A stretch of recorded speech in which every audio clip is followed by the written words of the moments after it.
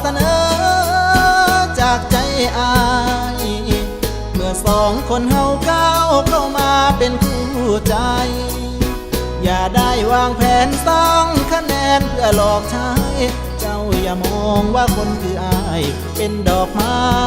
ริมทาง